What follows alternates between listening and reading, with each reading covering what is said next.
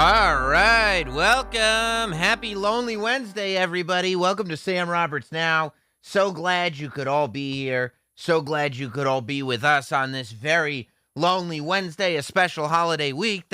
We had a big chalk line photo shoot on the desk earlier today. Big Christmas package from Chalkline. We're feeling good. We're feeling great.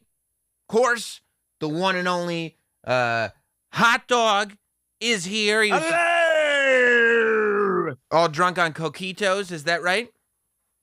Do you know what coquito means in English? I just learned this. Coquito, like, let's see. You add the when you put an ito at the end of something, it means small. So a little bit of cocaine.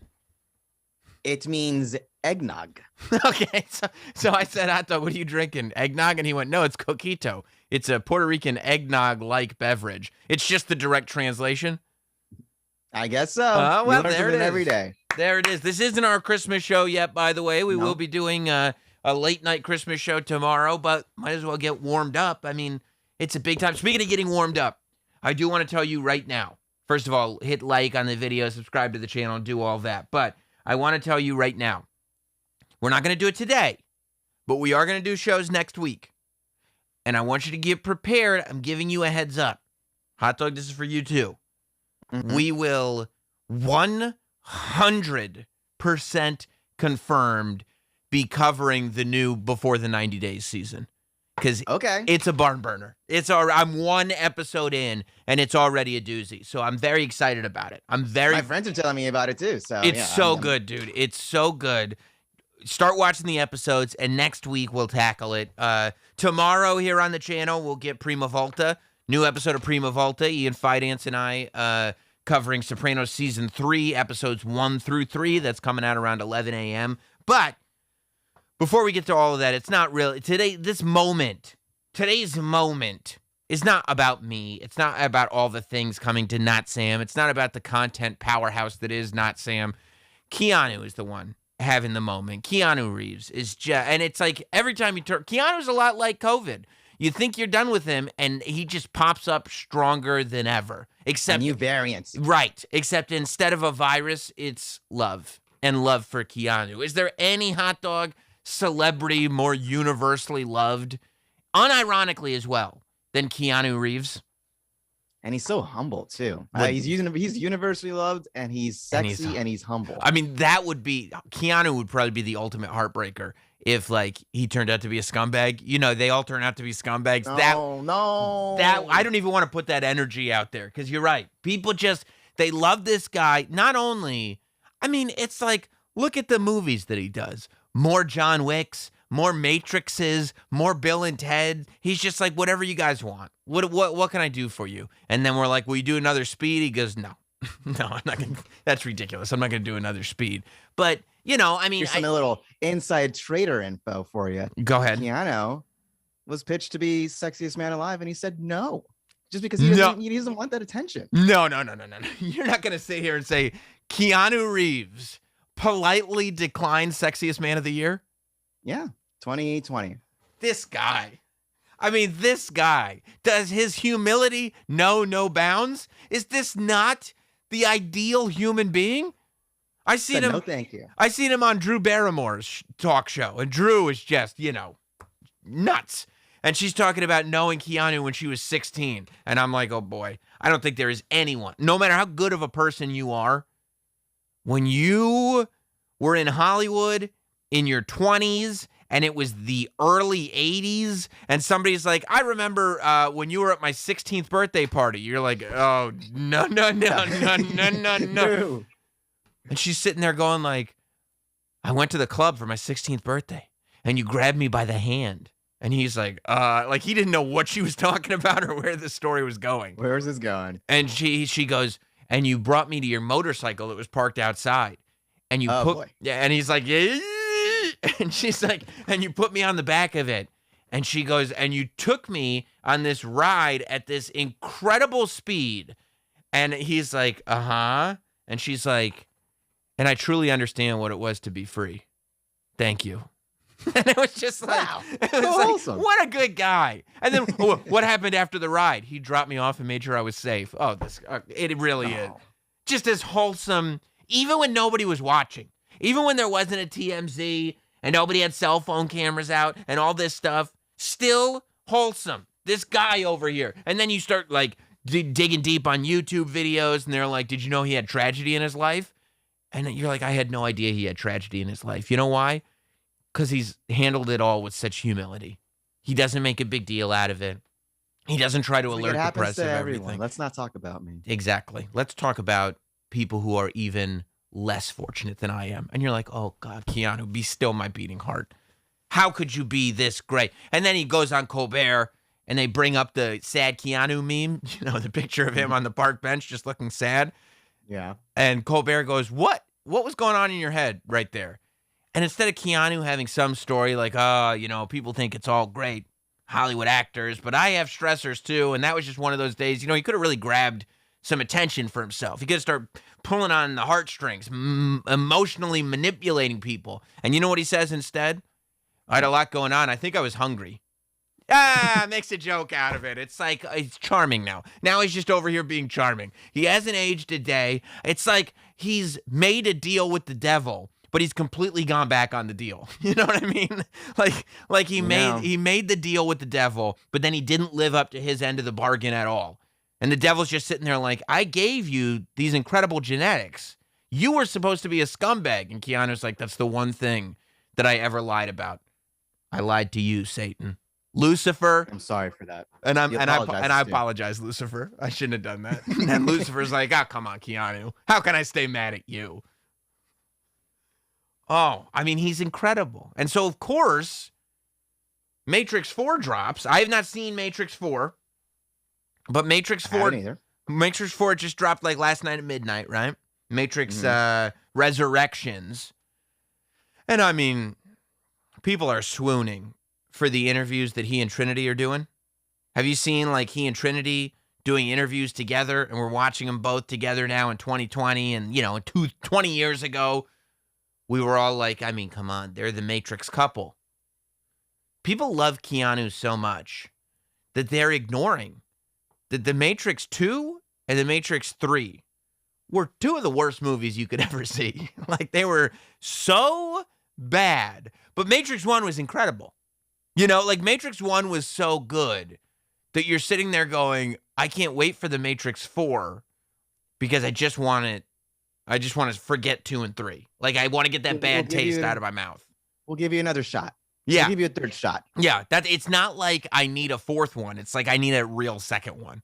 I need you to do something to get 2 and 3 off my plate.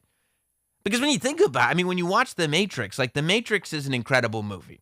And I think The Matrix, the first one, is even more relevant today than it ever was. Zuckerberg's over here talking about Meta and how it's going to be great. And I'm like, it's Joey Pants in The Matrix. Everybody just wants to plug in. Like, they called it. They called it. They called the Wachowskis. They called it. They saw it coming a mile away. But when you watch The Matrix, your mind gets blown. Even now, your mind gets blown. You go on the ride. It's super fun. But at the end, you're not left with any questions. Like, the story's told. Any questions that you're left with at the end of the movie, you could answer by watching the same movie again. There's no sort of like, where does this go next? It's like, well, I mean, now it just goes, it just keeps going. Like there's no actual point in the first Matrix where they go, you need to do more movies, except that people loved the movies so much. They were like, can you do that again? And then Wachowskis were like, yeah. But the answer was no. The answer was no, we can't do it again unless they did it again. I don't know. I'm going to watch it over the weekend. Could be amazing. Have you seen the reviews? I've seen like one scene on Twitter. Yeah. And it wasn't. Look, I don't want to hear about. I watched one scene on Twitter, guy. Like, one thing I can't stand is people who have opinions on things that they haven't seen or watched. I can't sit here and be like, well, I haven't seen the movie, but I heard from another person who hadn't seen the movie that there's a scene on Twitter that's meh. You're like, oh, it's gonna suck then. Well, if it's indicative of the whole movie, it might be problematic. But you got to go in with with open heart and give it a chance. I mean, yeah, but all you have to do. Here's the problem. People are going to rewatch the Matrix trilogy before. I hope people do rewatch the Matrix trilogy before this movie, frankly, because you have to go into this fourth Matrix movie understanding that, yes, it is by the same filmmakers that brought you Matrix 1, but those same filmmakers also put the rave scene in Matrix 3. So you got to mix it all together and get the average out of it. You can't sit there and go, these are, you have to understand, like when you got Christopher Nolan, for example. Christopher Nolan, you have these expectations for. Because, I mean, Batman Begins, great movie. You're going to rewatch it about as many times as you're going to rewatch Avatar. But still good, right? Ultimately, The Dark Knight and The Dark Knight Rises, I will watch once a week for the rest of my life. They're incredible, both of them. And then people go like, not the Bane movie. Yes, the Bane movie. The Bane movie's fucking great. Okay? I think I've seen the Bane movie like once. It's so good, dude. You got to watch it again. They hijack a plane with a plane in the beginning of it. And then they blow up a whole football stadium. It's awesome. And then the Scarecrow's over there going like, "Do you want to be banished or you want to die?" And people are like, "Definitely banished." And they're like, "Okay, you got to walk across the George Washington with the Hudson River on ice." And they're like, "But I'll definitely sink." And the Scarecrow's like, "I'm Scarecrow. I'm fucking crazy. What did you think?" I did love the court scene. I did love that. Yeah. No, the Bane movie's awesome. But so you got Dark Knight Rises, Inception. You go back further, you got Memento. Like Christopher Nolan has done so much that when you put them all into a pot and you average it out, you're like, this is going to be great. And it needs to be great. What are your thoughts on Tenet, though? I'm not going to sit here and watch Tenet. Yeah. You know what I mean? Like, I don't know when I would ever watch that movie. Because here's the only issue with Christopher Nolan.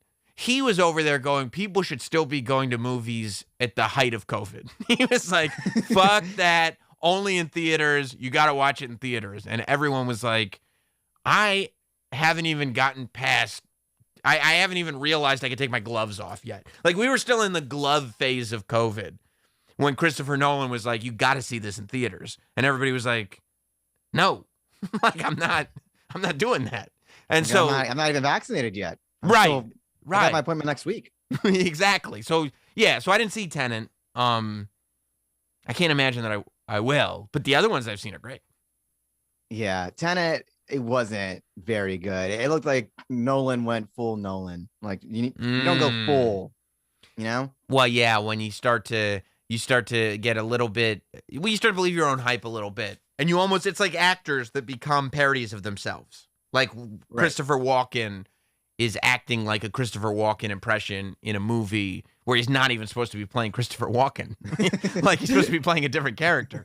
Yeah, no. Yeah, I could see that happening. But still, if anybody deserves it, it's Christopher Nolan. He's had enough, runway and enough amazing shit that it's like, okay, like the Coen brothers. The Coen brothers are allowed to have one clunker every now and then because they've just done banger after banger after banger. The Matrix movies, you're 1 for 3 right now. So, like if the Matrix 4 is only okay, that's still better than most Matrix movies. I mean, I had my cousin. She texted me today. She was like, "Hey, you want like I have a theater downstairs in my building. You want to watch the Matrix before we watch the new one?" I was like, "Cool, that sounds cool." And then she was like, "All right, but we're gonna do like a Matrix marathon." And I was like, "No, and doesn't." Yeah, I'll pop in for the first one. I'll split. And then you let me know when the fourth one starts. Yeah. Yeah. Exactly. No, that's probably the way. Yeah, I've said before that my ideal movie trilogy is Matrix 1, Batman the Dark Knight, and Batman the Dark Knight Rises. Like you could replace the last two Matrixes and the first Batman Begins and just combine them. And to me, that's the ideal movie trilogy. That doesn't make any sense. Well, if it's there's no continuity there. How good would you feel if you went to a movie marathon, if you had to sit in a theater for 9 hours, but you came out seeing Matrix, Batman the Dark Knight, and Batman the Dark Knight Rises, you wouldn't be like, oh my God, this might be the greatest experience I've ever had. Right? Oh, yeah, that would be good. That would be a banger. There should be a movie theater. COVID. Yeah. There should be a movie. That's J&J. Should be a movie theater where you walk in and you don't know what the hell you're going to watch. And you just got to trust the DJ is going to play some banger movies. Let me be that DJ. I would go to that. This is the best trilogy ever. We're going to do an awesome movie trilogy. And the Matrix comes on and people go like, oh, cool. It's the Matrix trilogy. And it's like, no, it is not. No, it is not. No, it is not. Remix. Because guess what? How good that Matrix was awesome, right? And it's like, yup. And then you go, you ever seen a school bus rob a bank before? And you're like, oh shit, I know you're gonna play this one. The beat drops. and then after the Joker movie, they go, oh, well, if the first one was Matrix and the second one was Batman, what's the third one gonna be? And it would be like the other Batman. And it's like, all right. Oh shit. Yeah. Yeah. Get a marathon of that. Let's get an Alamo Draft House and have you host it. Come on. Got to throw a Not Sam on there somewhere, though. Not Sam Night at Alamo Draft House. Sponsorship Initiative 2022. That's right. That's a great idea, Hot Dog. Reach out for me. Not Sam's Grim Reaper says, I watched Inception last week. Still holds up. It's great. Still sitting there looking at that dreidel spinning at the end of the movie going, is this a dream or not? I can't figure it out. Oh. But I tell you what they did with the Keanu. They knew. This is going to be the theme of tonight's show, is misdirection. Everything is misdirection these days. Everything. They knew. The powers that be. They knew that there would be all this Keanu love going on right now. So what did they do? Mm-hmm. You hear about the John Wick teaser? No. Okay. Ooh. I'm going to play it for you guys right now. It'll be playing behind me here. This drops today. John Wick song playing. Boom, there he is. John Wick is now in effect. Wait a minute. Did that say, be seeing you? Guess what? This wasn't just a hype trailer. This was a bad news trailer. John Wick 4 was announced as coming out on May 27th, 2022. 6 months from now. Yeah, not bad. That trailer's just announced March 24th, 2023. That's a whole... Bro, you got to wait another year for John Wick. You got to wait an Why? extra year for John Wick 4. It's not done. They're not ready. And so they were like, look, we got to tell these people at some point that we're pushing John Wick 4 off for an entire year. And by the way, Hot Dog, Black Twitter is furious. They feel like That's they're... the only metric that counts, by the way. Oh, I was looking. Black Twitter feels like there must be some kind of racial component in this because they feel attacked. That they are made to wait a year. We're being attacked here. And I feel it too. And I was looking at the memes going through. And one person posted the Green Goblin meme from the first Spider-Man going, "You can't do this to me. Do you know how much I've sacrificed?" I love that one. Yeah.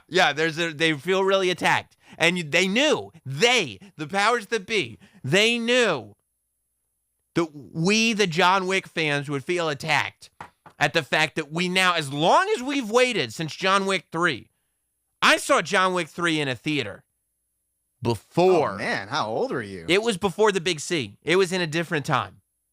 Okay? I saw it. And I'm like, finally, we can get back to normal life with John Wick 4 in 6 months. And they were like, try a year in 6 months.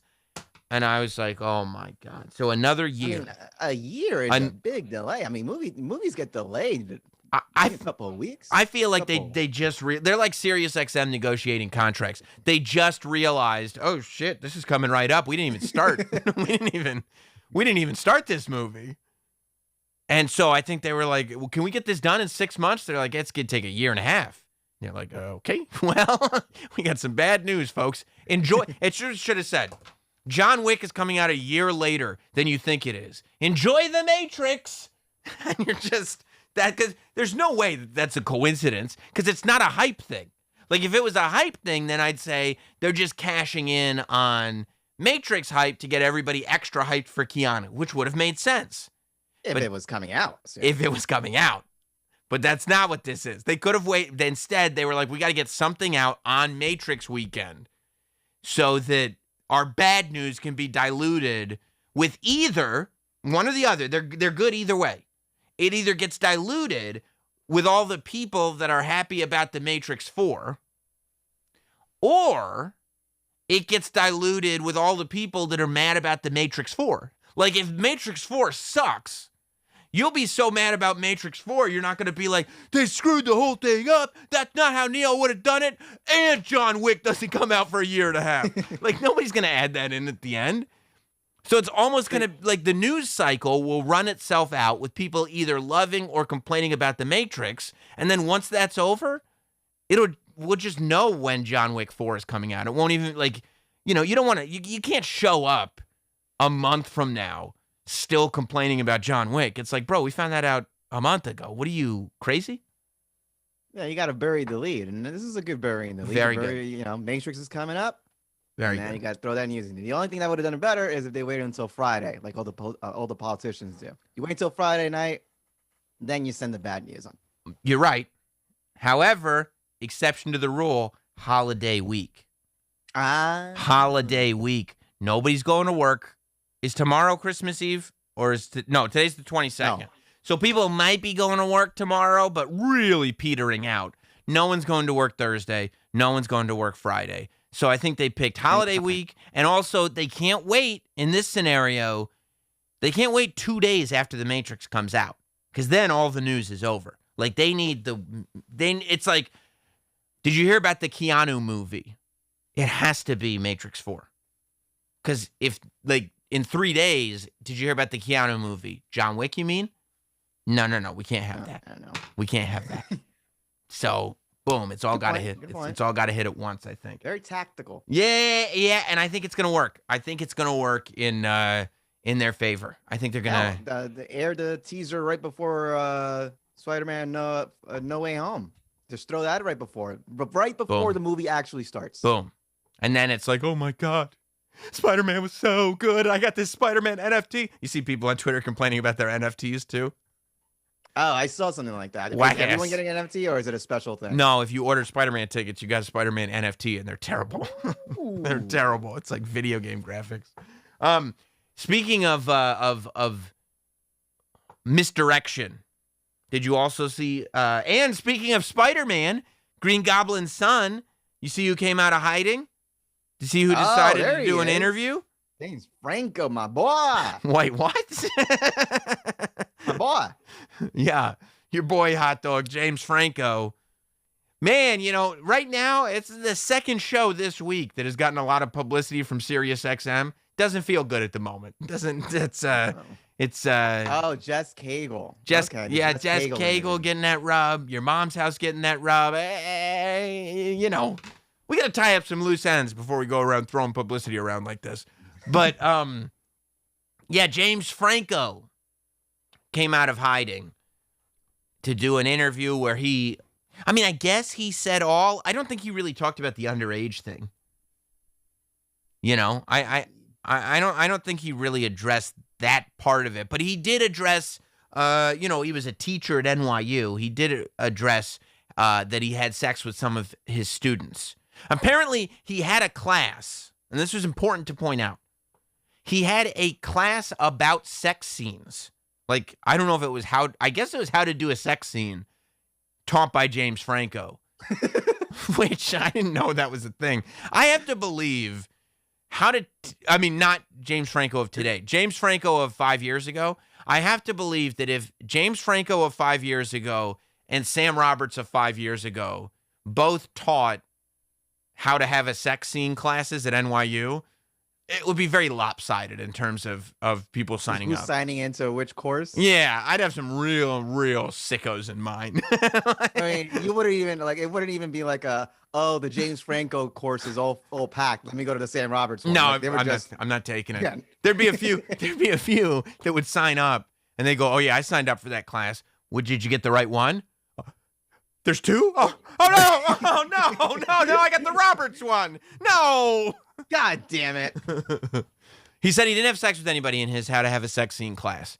He had sex with people in his other classes. I mean, first of all, I feel like that class was not around at NYU until James Franco came along. I have an idea for a class. They're like, okay, yeah. James Franco, that sounds reasonable. Yeah. So he came out of hiding. He kind of, and he said that was wrong. You know, he did the thing where he said that he now sees why not only is it wrong, the teacher-student relationship inappropriate, but the power that he had as James Franco, the fame that he had as James Franco, puts him in an unequal position to his partners. Which, I mean, I never believe it when celebrities go like, "No, I see that now. I didn't before." It's like, well, you did. Franco saw that. You saw it before. That's not one of those things that you could just realize, I shouldn't have sex with my students. You knew. You just wanted to have sex with them. Like you multiple. Right. Not even one. You knew what you were doing. And it's also like, I don't know, look, there's a lot of scumbags in that game. It happens to be a small handful that get caught, but there's a lot of scumbags in there. People were saying that, they were happy that James Franco was showing growth. I mean, clearly to me, this was, again. He showed growth in that class. Okay, hot dog. That's inappropriate. That's awful. Clearly, as they're calling him in the chat, Bradley Pooper is calling him Jimmy F. Clearly Jimmy F. And then they were like, what about when Seth Rogen was like, hey, fuck that James Franco guy? James Franco was like, yeah, I mean, I'm not going to say that didn't hurt, but I love Seth Rogen, man. I love that guy. And, I put him in a bad position. What are you going to do? Right? And it's like, he was smart. He was in a spot where it's like he can't take umbrage with anything or anyone yet. Everything's got to be like mea culpa, mea culpa, mea culpa. I think, oh shit, by the way, speaking of James Franco in this video, it's almost Christmas. I wonder if we're going to get a Kevin Spacey video this Christmas. Oh, it's almost Kevin. By the fire? Yeah, we could talk about that on the Christmas show tomorrow.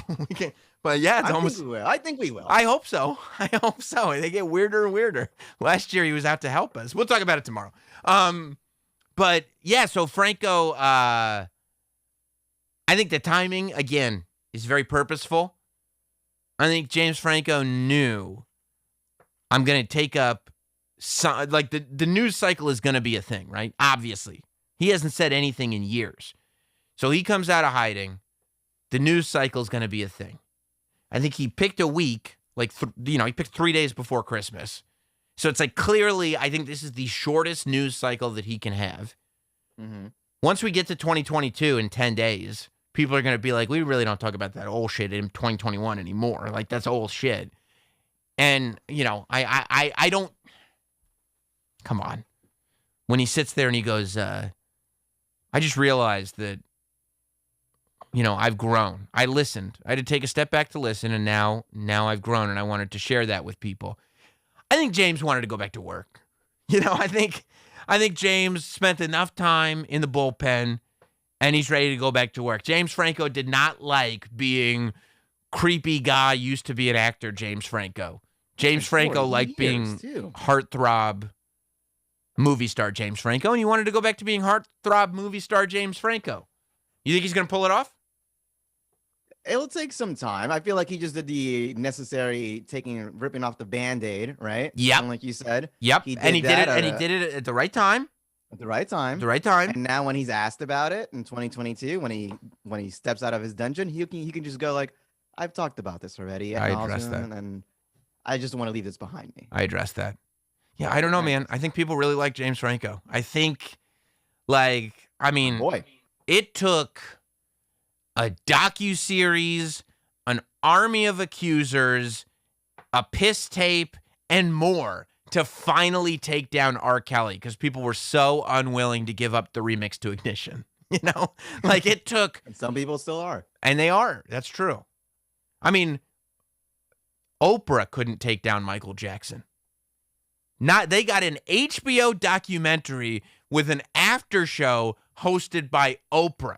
And people were still like, fuck that bitch. And Oprah was like, I don't know anything about this. Oprah really walked back on that doc thing real quick. She was like, whoop, even Oprah's not that powerful. Don't you dare speak ill of the dead. And also, Thriller. Yeah. Have you heard Thriller? Oprah, what are you doing? And Oprah's like, yeah, no, I hadn't heard the album. It's really. I take it back. I automatically take it back. This is an awesome album. She just started.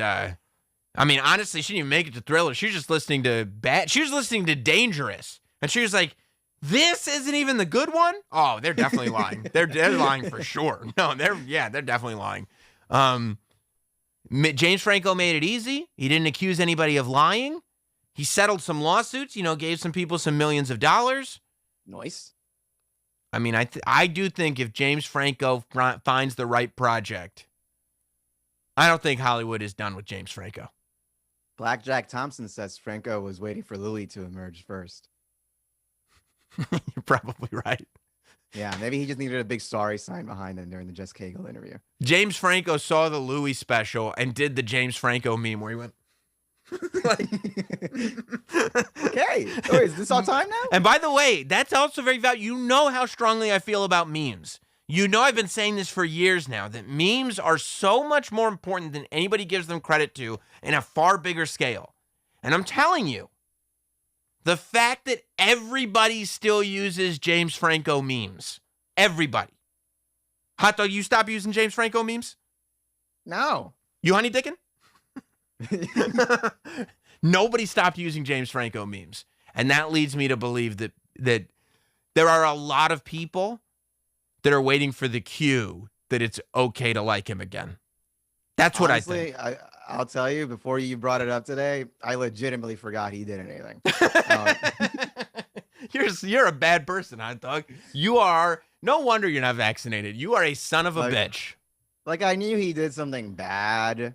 No, that was there floating in my head. He was out of here, bro. He was not. He was done. Yeah, but it's like him and Seth Rogen are so good together. Seth Rogen wasn't even. He said, "I'm done with James Franco." But then it's like, but Pineapple Express. I mean, come on. Great. Pineapple Express. Pineapple Express is my mom's favorite movie.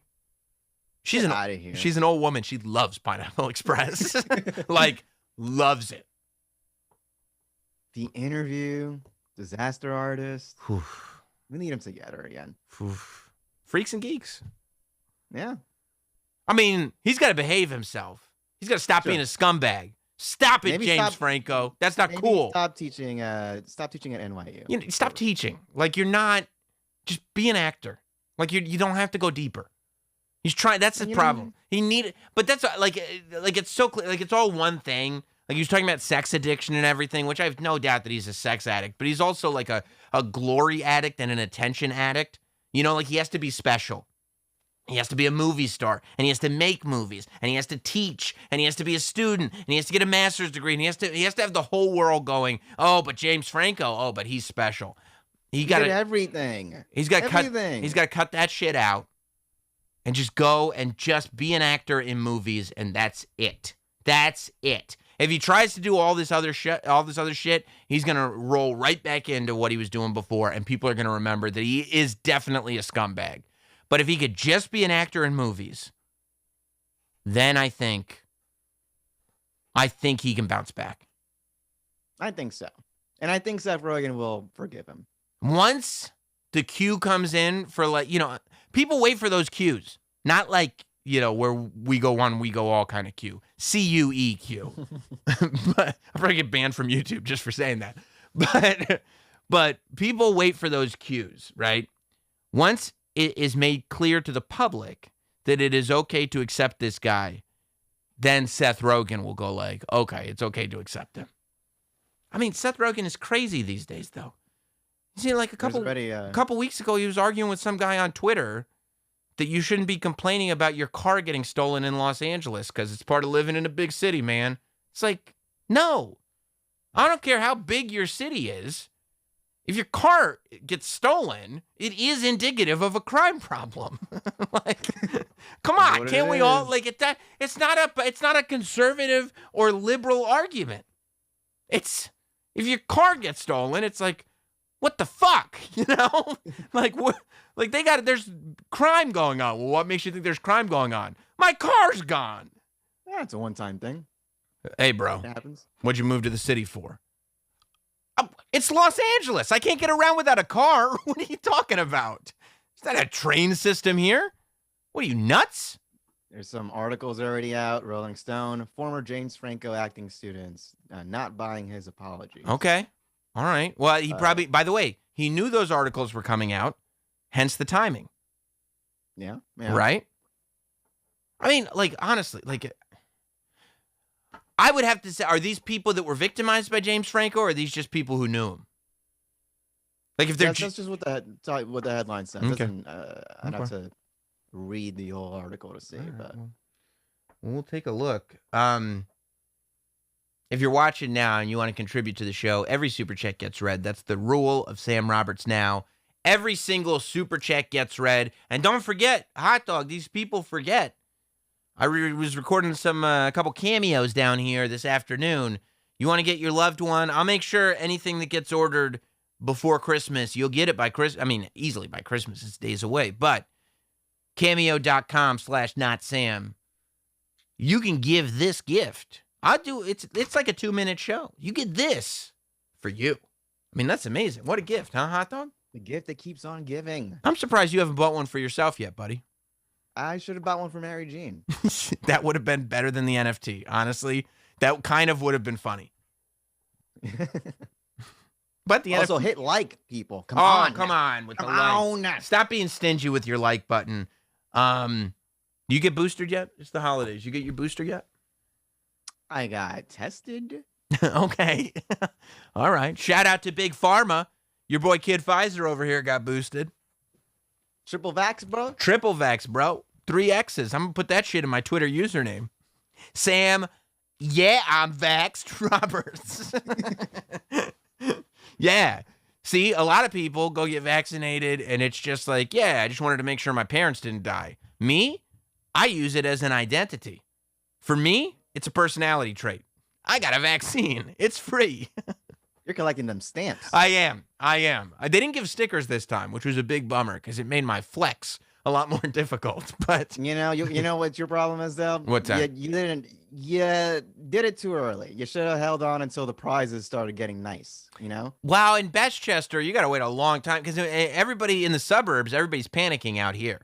Everybody's pretty sure they're going to die from Omicrons now, which I don't think kills anybody. But they're pretty sure that they're going to die from Omicrons. But I saw that in the city, you get like $100 if you get a buddy. If you get a third shot. I'm gonna hold out. See if you can. Yeah, I mean, it's like when you're sitting in the airplane and they go like, if anybody wants to get off the plane, you can get a $500 voucher, and you're going, no, they're gonna do better than that.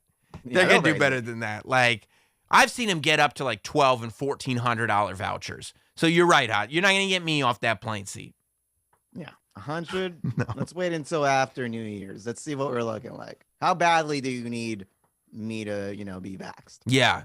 No. My decision to get vaxxed came down mainly to like, I'm doing whatever I can. Like, I am going to do whatever I can to not kill my parents.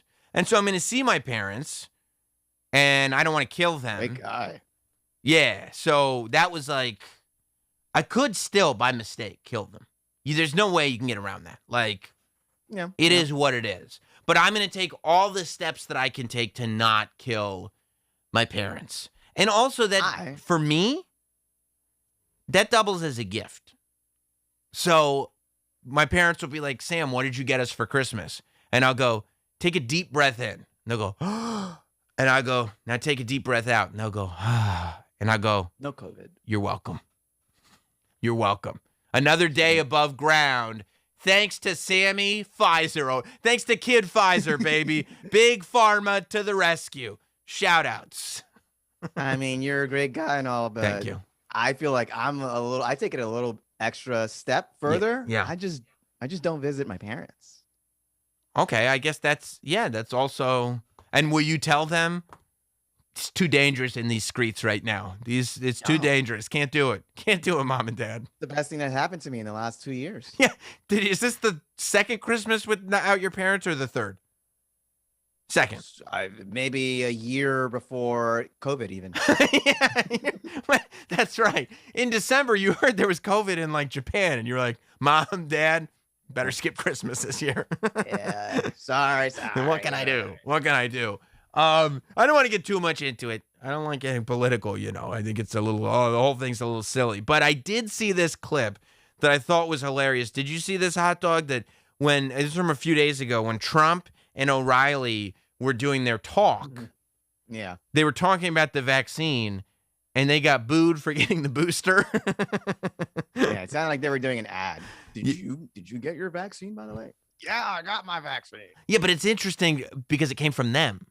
Like, yes. You know what I mean? Like, most of that you hear on like Rachel Maddow's show or like Don Lemon or, you know what I mean? Like that side of the aisle are the ones that try to shame people into getting boosters. It's usually not these like hardcore right wingers, but listen to Trump talking about the vaccine.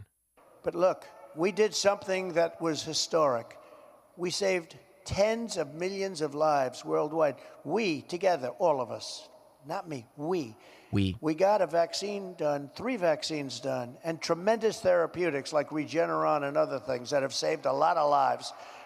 We got a vaccine done in less than 9 months. It was supposed to take from 5 to 12 years. Because of that vaccine, millions and millions of people, I think this would have been the Spanish flu of 1917, where up to 100 million people died. This was going to ravage the country far beyond what it is right now. Take credit for it. Take credit for it. What we've done is historic. Don't let them take it away. Don't take it away from ourselves. You're playing right into their hands when you sort of like, oh, the vaccine.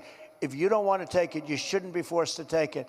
No mandates, but take credit because we saved tens of millions of lives. Take credit. Don't let them take that away from you. Okay, so the president made news. Do you agree with that? Right? Get that crowd going, Donnie. Both the president and I are vaxxed, and did you get the booster? Yes. I got it too. Okay, so Don't. Children. That's all. It's a very tiny group of it. I love it. It's a very small group that's booing us. I swear, it's not very big. Boo. He doesn't like getting booed, but this got me thinking, right? Because, like, it is interesting that the left, like, is so into the vax and the right is not. When it was, I mean, this is Trump's vaccine, right? Like, he is the one that pushed this whole thing forward. Like, he had this all set up for Joe Biden to come in and just push through. Like, I mean, the vaccine was there. It's not Biden. Started under him, yeah. Right. So, what if, like, wouldn't you just love to see if MAGA started owning the vax?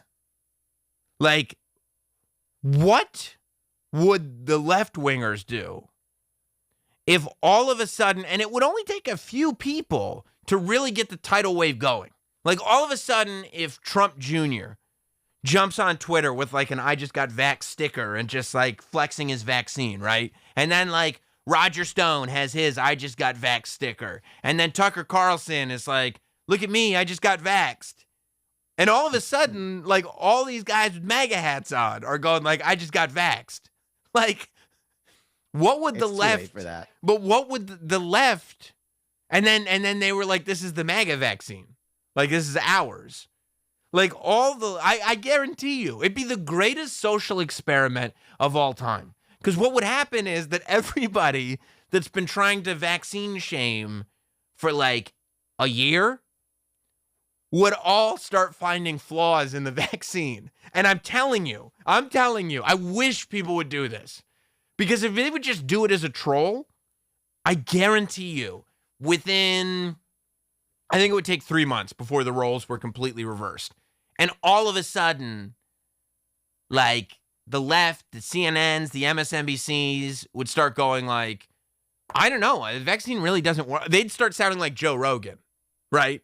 It doesn't really work for everybody. Like, I don't know about these, it's not really, a lot of people are allergic. The effectiveness hasn't really been proven that. And then all the right-wingers going like, Trump saved us. Trump saved our life. Like, that would be amazing. And it would save lives. Yeah, because the left is screwed because they already all got vaxxed. So if the right just declared ownership of it, not only would they all get vaxxed, but then everybody on the left would have the dirty right-wing vax in their bodies. And they go, get it out of me! Get it out of me! I think this is like the sunken cost fallacy right now where Trump and O'Reilly and a few people on the right are saying like, God, come on, guys. Let's get... But it's like, we've already been rallying against this thing for a year and a half. We turn around now, we look like fucking idiots. Right, I'm confused. What do you mean? Yeah, there would have to be a new vaccine. Like, no. Yeah, all these vaccines were bad, but there's a new one coming out. Right, yeah. This is the one that I like. Wouldn't it be great, though? Like, the right was like, no, everybody should get vaccinated. Everybody should get vaccinated. Everybody should get vaccinated. And then, like, Rachel Maddow is over here going like, well, people aren't talking about treatment. What about ivermectin? What about this drug? What about that? And Donald Trump would be over there going like, it's horse dewormer. Like, the COVID pill just got approved by the FDA today. I saw that they got a COVID pill approved, and apparently the military is working on a vaccine that's like not an mRNA vaccine, but a real vaccine that like protects against Omicrons and all the variants. Oh. So just for the military?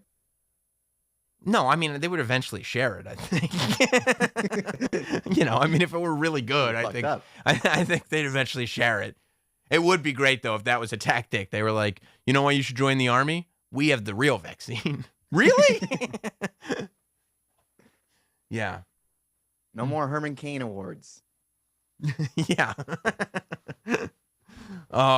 Oh, probably my favorite, though, and you'd end up with less of this. This tweet that I saw this morning, this guy had to be drinking because the tweet went out at 2:29 a.m. this morning, I guess, or last night, or whenever it was. I saw it this morning, though.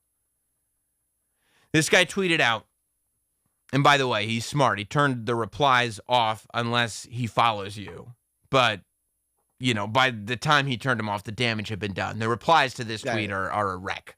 But you just got to click on the quote tweets after you see that. Yeah, exactly. He writes this gentleman. Talk to my daughter, parentheses 8. He's got an 8-year-old daughter.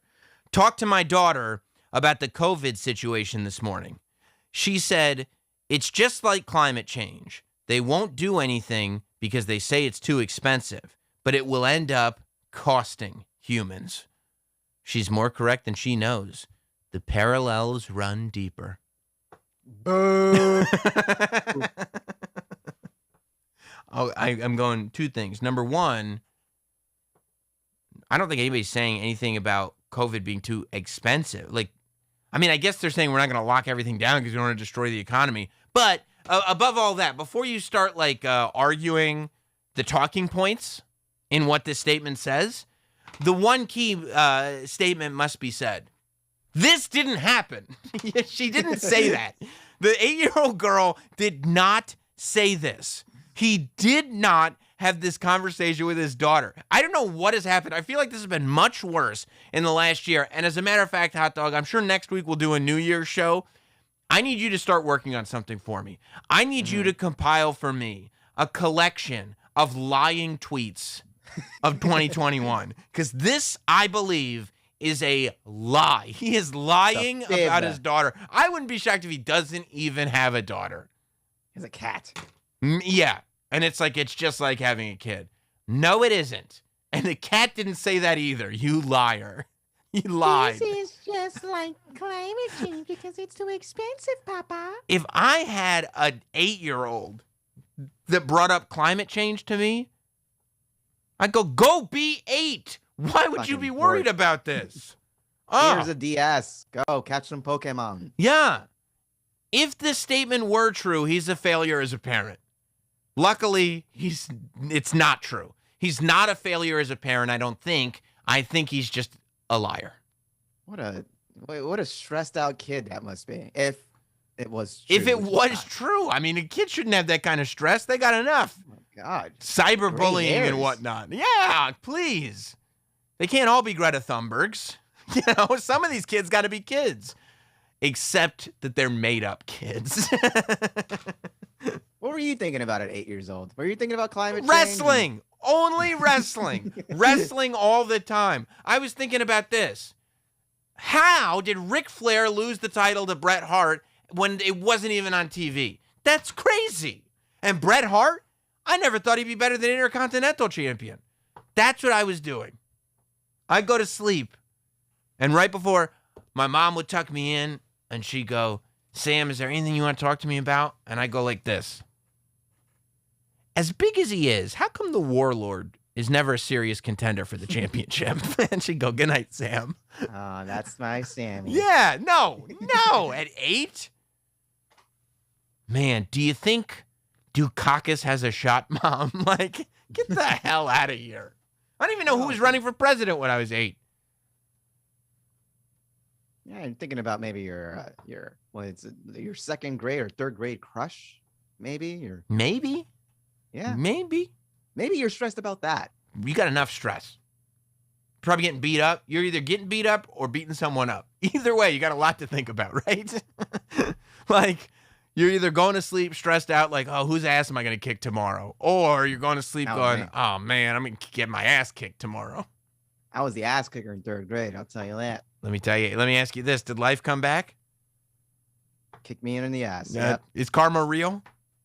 Karma is real. I went from being a bully in elementary school, and then everyone sort of grew bigger than me. Right. Instead of having a growth spurt, you had a growth stop, and you were like, oh, no.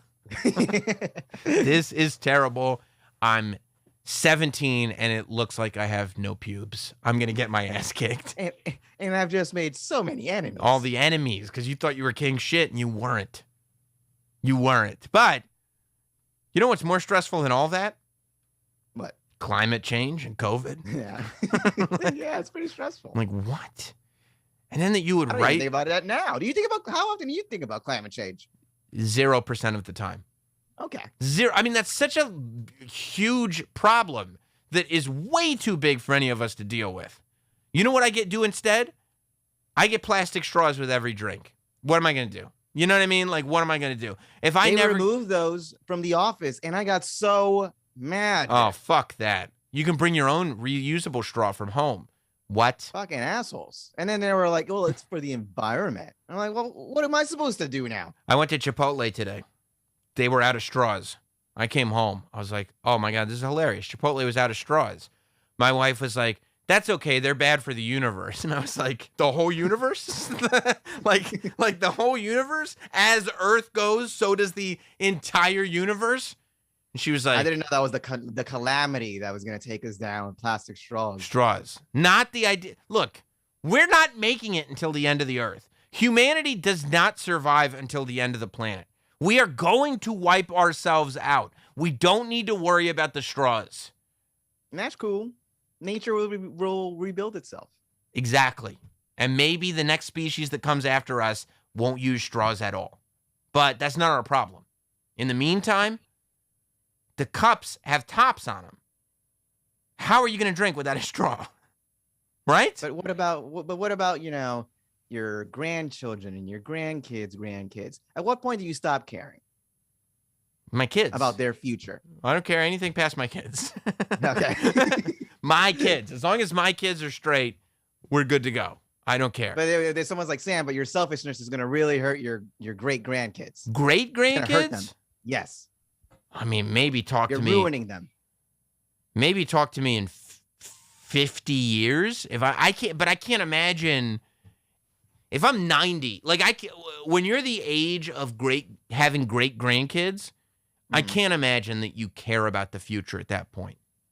You know, I mean, have you ever met an old person who gives a fuck? Ever? Ever? Have you ever met somebody that's that old that could give a fuck? Ever? In your life, Hot Dog, have you? You're gone any day. Why would you? I'm going to tell you right now. I went to my grandma's funeral. Okay? Mm-hmm. Then we left the funeral. My grandpa had a Bluetooth in his ear the whole time. Then we went to bury my grandmother. My grandmother and my grandfather were still married. They were still together. They lived in the same house all that time, decades upon decades upon decades. As they lowered my grandmother into the ground, she has a plot. They bought 2 plots, one for her and then eventually one for my grandfather, who is still with us. And my grandfather went right up to the plot and looked at it. And he was just looking down. And he was talking to my aunt, my mom's sister. And I went, oh, man, Papa must be getting emotional. Like, I haven't seen this side of him before. And then my mom's sister came over, and she went like this. Papa doesn't think there's room for 2 people in those plots. He doesn't give a fuck. He's sitting there going like, how are you going to squeeze me into that thing? I don't think I should be buried here. I'm going to be so uncomfortable. Yeah, he doesn't give a fuck. You know why? Because he's so old. So no, Hot Dog, I don't see myself giving a fuck about my great-grandkids at all. That's at on all. That is on record. Yeah. You know, all this it's going to be in the metaverse. Keep it. Keep it. Okay. Keep it. I'm trying to be realistic here. My grandkids, maybe. You know, maybe. I'll still be at that age where I'm like not quite ready to go, right? So that's when you still care about the future. But once you have great grandkids, I've never met a great grandparent that is not ready to go. They're clocked out. Like, I'm ready to go. Like, whenever. I'm good. Whenever. Because you also know at a certain age, you are not going to accomplish anything else. There's nothing else to do. You did it all that you're going to do is done. Everything's uncomfortable, and you've got no skills left. And you have no idea how anything works anymore at all. You're just waiting for your Uber to arrive at this point. What's the great Louis C.K. joke? Once you don't know how to work the toilets in the airport, it's time to die. All right. You know how things work here on Sam Roberts Now. Anything you want, super chat it in. Whatever you super chat in, we will address on the air. So if you think we need to address something tonight, super chat it in. Don't forget, tomorrow morning, we're going to have Prima Volta up. Myself and Ian Fidance going over episodes 1 through 3, season 3 of The Sopranos. That's Thursday morning. And then late night, Thursday night, the old Sam Roberts Now time slot. I'm thinking sometime around 10:30 at night. Ooh. Christmas Eve, we do A Very Lonely Christmas, a Not Sam special. And we'll do our holiday show. Then maybe talk about some holiday movies. What did I say we were going to talk about earlier in the show? The actor. What's his name? Kevin Spacey. Kevin Spacey. Yep. Good call. Let me write that down. Kevin Spacey. We're going to speculate on what he's got for us. Maybe look at some Kevin Spacey in review, too. It's going to be a fun show. So tune in tomorrow. And then, of course, next week we'll still be here producing content. New Year's Lonely Eve is still scheduled to go down. So it's going to be a lot of fun. Hit like on the video. Super chat in. Not Sam Lehman. Damn it, Sam. You've got to stop springing these surprise shows on us. Well, technically, it's not a surprise. I did tell you on Monday I'd be back on Wednesday for the record. I did say that.